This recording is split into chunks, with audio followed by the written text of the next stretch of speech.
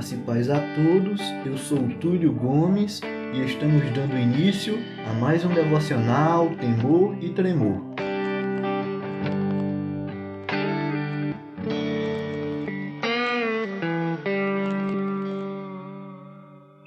Desde já, peço que vocês nos sigam em nossas redes sociais, se inscrevam em nosso canal no YouTube, comentem, curtam e compartilhem.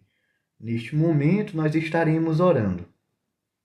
Senhor, Deus e Pai, nós nos encontramos em Tua presença, ó Deus, somente para Te agradecer. Te agradecer por mais um dia de vida. Te agradecer, ó Pai, porque o Senhor tem cuidado e tem zelado pela nossa vida. Te agradecer pela Tua soberania que cobre toda a terra.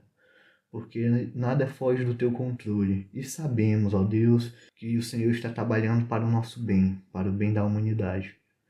Senhor, nós te agradecemos porque apesar de sermos indignos, de sermos pecadores, de sermos falhos, de não merecermos, o Senhor nos ama, o Senhor nos resgatou e o Senhor cuida de nós, o Senhor nos capacita.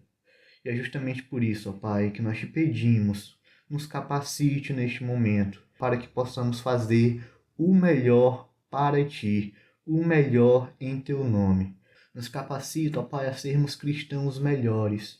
Nós te pedimos, ó Deus, porque sabemos que por nossa própria força, por simplesmente a nossa própria inteligência ou a nossa própria capacidade humana, nós não conseguimos, ó Deus. Então, ó Deus, nos guia nessa jornada. Nos dá força, ó Deus, nos dá ânimo. E que o Senhor, ó Pai, segurando os nossos braços, que possamos alcançar o nosso propósito, o nosso objetivo como cristão. E que no final nós possamos estar nos encontrando contigo, com Jesus Cristo, aqueles que primeiro nos amaram, que nos resgataram. Assim nós choramos e te agradecemos, ó Pai. Dar a nós uma semana debaixo da tua graça, debaixo das tuas bênçãos, ó Pai. Em nome do teu Filho Jesus. Amém. Meus queridos, o nosso texto bíblico se encontra no livro de Atos, do capítulo 13, dos versos 13 ao verso 25. Neste momento eu estarei dando início à leitura. E navegando de Pafos, Paulo e seus companheiros viajaram a Perge da Panfilha. João, porém, deixando-os, voltou para Jerusalém. Mas eles, saindo de Perge, chegaram a Antioquia da Pisídia. No sábado, entraram na sinagoga e sentaram-se. Depois da leitura da lei e dos profetas, os chefes das sinagogas mandaram dizer-lhes: Irmãos, se vocês têm alguma palavra de consolo para o povo, falem. Paulo, levantando-se e fazendo com a mão sinal de silêncio, disse: Israelitas e todos vocês que temem a Deus, escutem. O Deus do povo de Israel escolheu os nossos pais e exaltou o povo durante a sua peregrinação na terra do Egito, de onde os tirou com braço poderoso. Suportou os maus costumes do povo durante uns 40 anos no deserto. E, havendo destruído 7 nações em Canaã, deu essas terras como herança ao seu povo. Tudo isso levou cerca de 450 anos. Depois disso, lhes deu juízes até o profeta Samuel. Então eles pediram um rei, e Deus lhe deu Saul, filho de Quis, da tribo de Benjamim, e isto durante 40 anos. E tendo tirado Saul, levantou-lhes o rei Davi, do qual também, dando testemunho, disse: Achei Davi, filho de Jessé, homem segundo o meu coração, que fará toda a minha vontade. Da descendência deste, conforme a promessa, Deus trouxe a Israel o Salvador, que é Jesus. Antes da manifestação dele, João pregou um batismo de arrependimento a todo o povo de Israel. Quando João estava completando a sua carreira, disse: Quem vocês pensam que sou?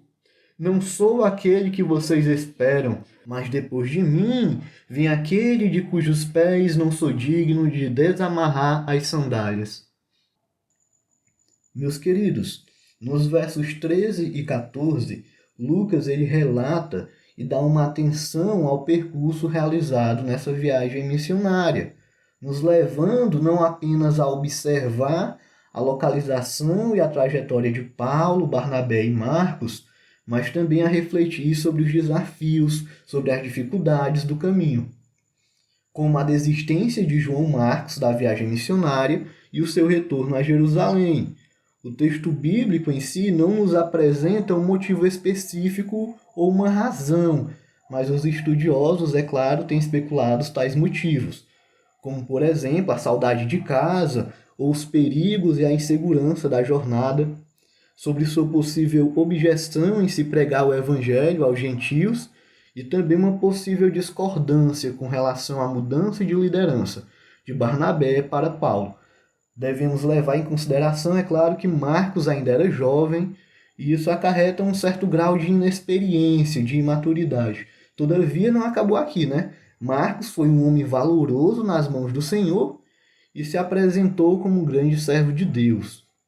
Outra dificuldade que podemos citar está justamente no percurso, na trajetória em si, de Perge até Antioquia da Pisídia, que ocupava a parte centro-noroeste da Ásia Menor, hoje a atual Turquia, onde por conta da grande distância a viagem deve ter durado muitos dias, passando por rios, regiões montanhosas, subindo grande altitude, em uma rota perigosa e notoriamente perturbada por bandidos, por ladrões, marginais, que atacavam os viajantes que por ali passavam.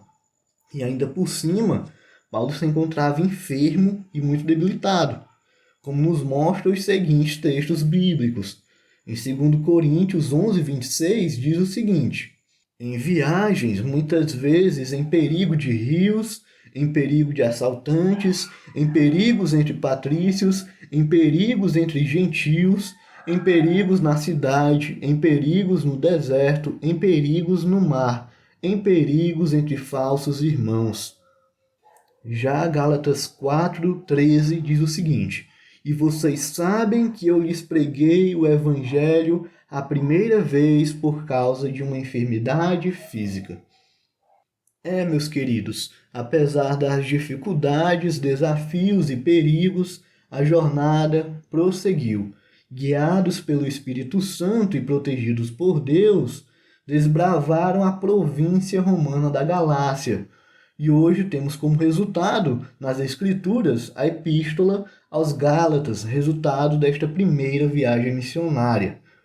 Então vamos lá, prosseguindo. Já na sinagoga, em Antioquia da Pisídia, após a leitura da lei e dos profetas, Paulo teve a oportunidade de levar uma palavra de exortação àquela plateia mista, que era formada tanto por israelitas, como também por judeus tementes a Deus. Nesta primeira parte do sermão de Paulo, é realizado um apanhado da história de Israel, apontando para Jesus Cristo, aquele que viria a cumprir as profecias messiânicas. E basta ter um pouco de atenção aqui para notar as semelhanças com os sermões de Pedro em Pentecostes e no pórtico de Salomão, e também com o sermão de Estevão pregado perante o Sinédrio e que Paulo também se encontrava presente. Sendo assim, como aponta John Stott, nesta breve recapitulação da história de Israel, dos patriarcas à monarquia, todo o tempo Paulo enfatizava a iniciativa da graça de Deus, sendo o sujeito de quase todos os verbos, trazendo também notoriedade à infinita soberania de Deus diante de todos os acontecimentos. Deus aqui é o sujeito ativo e essencial em toda a trajetória de Israel, desde seu início. Conforme nos mostram os versos 17 ao 23, Paulo dá início com a eleição soberana de Deus de uma determinada nação. O povo de Deus foi escolhido antes de ser povo. Ao escolher os patriarcas, Deus é quem fez a escolha e não o homem. Deus exaltou esse povo durante a peregrinação na terra do Egito, e foi Deus que, com seu braço poderoso, resgatou e libertou esse povo da escravidão no Egito. Foi Deus quem suportou e tolerou os maus costumes de Israel por 40 anos no deserto. Foi Deus que agiu com amor e com cuidado provendo tudo o que era necessário para o povo, que durante todo o tempo de peregrinação se queixava, se lamentava e desejava voltar à escravidão no Egito. Deus batalhou e destruiu as 7 nações em Canaã e deu essas terras de herança para o seu povo. Apesar da desobediência de Israel, Deus continuou a prover orientação espiritual e continuou cuidando do seu povo, a escolher soberanamente juízes, líderes guiados e capacitados por Deus. E quando já deveria estar óbvio para o povo de Israel que era Deus que reinava, que o povo de Israel não precisava de um rei, porque eles eram governados por Deus, mas o povo de Israel foi e queria secularizar. O povo de Israel queria um rei humano. Então foi lá, Deus foi e lhes deu Saul, da tribo de Benjamim, que durou 40 anos o seu reinado. E foi Deus também que foi lá e retirou Saul e colocou o rei Davi, o homem segundo o seu coração. E aí no versículo 23, Paulo já direciona para Cristo, onde Deus trouxe a Israel o Salvador, que é Jesus, da descendência de Davi, como aqui nos é dito. E essa descendência remete justamente à genealogia que você pode estar conferindo no capítulo 1 de Mateus, onde vai destrinchar toda a genealogia de Cristo. Lucas 1, 32 e 33 vai dizer o seguinte: Este será grande e será chamado Filho do Altíssimo. Deus, o Senhor, lhe dará o trono de Davi, seu pai. Ele reinará para sempre sobre a casa de Jacó, e o seu reinado não terá fim. Então, nesse apanhado histórico, Paulo, ele expõe e afirma a autoridade e soberania de Deus diante de toda a história do povo de Israel. Deus é o sujeito ativo, é aquele que ama, é aquele que escolhe, que elege. Deus é aquele que batalha pelo povo de Israel, é aquele que dá segurança, que guarda, que cuida. Deus é aquele que providencia, é o Deus que provê, que resgata, que liberta. Então, Deus aqui é extremamente exaltado como o protagonista.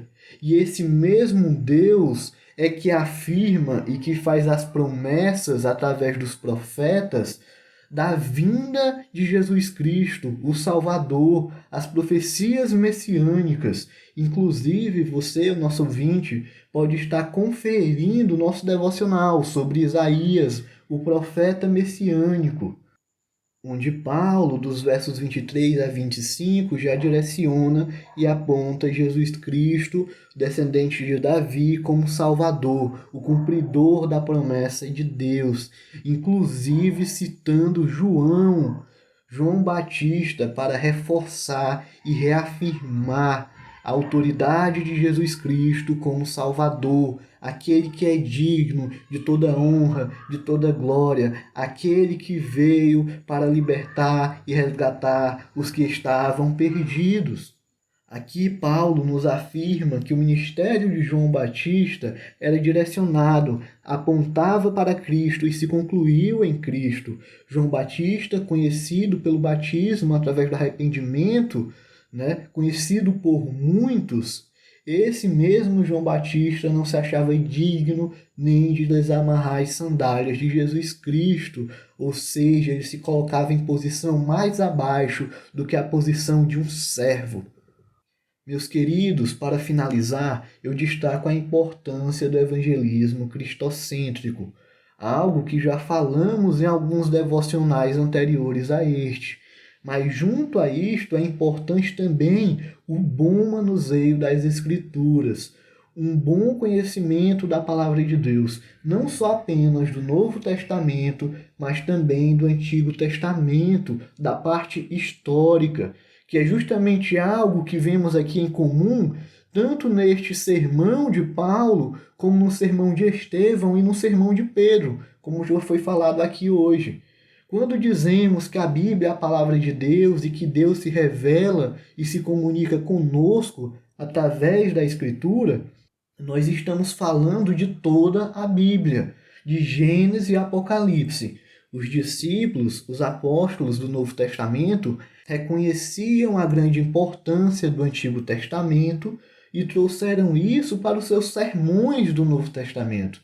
Eles conheciam, sabiam manusear e sabiam aplicar o que podia ser aplicado de forma correta, sempre capacitados pelo Espírito Santo.